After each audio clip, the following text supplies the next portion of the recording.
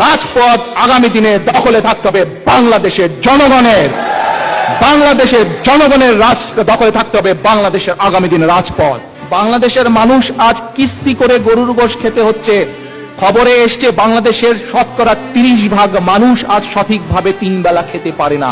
30% মানুষ মানে 20 কোটি, যদি জনসংখ্যায় 30% মানুষ মানে 6 কোটির বেশি, প্রায় 7 কোটি মানুষের সংখ্যা হচ্ছে 30%। অর্থাৎ ইউকের জনসংখ্যা 7 কোটি, সমগ্র ইউকের মানুষ যদি আমরা ধরি ঠিকভাবে 3 বেলা খেতে পারছে না।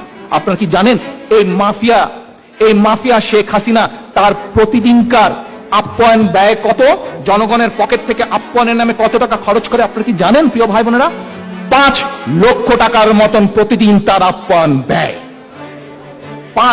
যেই দেশের মানুষ 30% মানুষ খেতে পায় না ঠিকভাবে 3 বেলা, যেই দেশের মানুষ কিস্তি করে বাজার করে, কিস্তি করে জিনিস কিনতে, কিস্তিতে ক্রেডিটে অল্প অল্প করে জিনিস কিনে, যেই দামের জিনিসের দাম 100 টাকা হয়তো আজকে 10 টাকা দিল, কালকে 5 টাকা দিল, কিস্তি করে কিনে, সেই দেশে এই শেখ হাসিনা মাফিয়ার নেত্রী প্রতিদিন তার আপ্যায়ন ব্যয় প্রায় 5 লক্ষ টাকা বাংলাদেশি টাকা।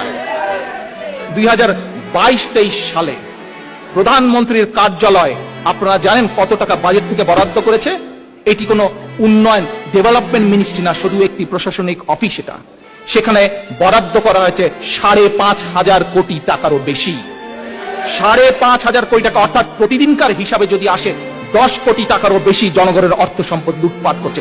আজকে এখানে যে কয়টা মানুষ আপনারা উপস্থিত আছেন, যারা দেখছেন, সবাইকে আমি বলে দিতে পারি, আপনারা লিখে রাখতে পারেন, যেদিন জনগণের সরকার প্রতিষ্ঠিত হবে এই 10 কোটি টাকা যে প্রতিদিন, এর কোনো হিসাব কেউ খুঁজে দিতে পারবে না, কোনো হিসাব নাই। এইভাবে তারা জনগণের সম্পদ লুট করছে। প্রতিদিন 10 কোটি টাকা তাদের প্রয়োজন মতন তারা নিয়ে যাচ্ছে, 10 কোটি টাকা প্রতিদিন। তাহলে চিন্তা করেন গত 15 বছর যাবৎ প্রতিদিন কি পরিমাণ জনগণের সম্পদ, জনগণের অর্থ, জনগণের টাকা তারা লুট করেছে। এটি কোনো ডেভেলপমেন্ট মিনিস্ট্রি নয়, এই হচ্ছে তাদের কৃচ্ছতা সাধন।